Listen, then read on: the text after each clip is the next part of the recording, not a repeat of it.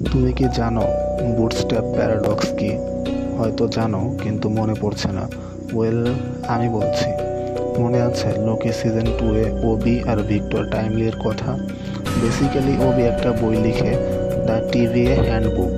এই বইয়ে টিভিএর সব কিছুর এক্সপ্লেনেশন ছিল, like structure, machine, rules.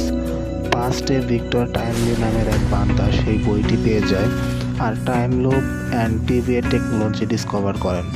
But Loki যখন ভিক্টরকে টিভিএতে নিয়ে আসে তখন ওবি বলছে বইটি আমি লিখেছি, আর ভিক্টর বলছে আমি তোমার বই পড়ে শিখেছি। বাট ওবি অবাক হয়ে বলছে তুমি আমার বই লেখার ইন্সপিরেশন ছিলে। আরও সহজ করে বললে, ধরা যাক আমি একটা গান লিখলাম, ফিউচারে তুমি সেই গানটা শুনে সেটার উপর আরেকটা গান বানালে। কিছুদিন পর টাইম ট্রাভেল করে পাস্টে গিয়ে আমাকে আবার সেই গানটা শোনালে। আমি তোমার গান শুনে ইন্সপায়ার হয়ে আবার প্রথম গানটা লিখলাম। তাহলে গানের মেইন সোর্স কি? কে প্রথমে লিখেছে গানটা? এমনই কিছু প্রশ্ন থাকে যার কোনো উত্তর নেই। আর এটাকেই বলে বুটস্ট্র্যাপ প্যারাডক্স। এমন একটা টাইম লুপ যার শুরুও নেই শেষও নেই, এটা সবসময় চলতেই থাকবে।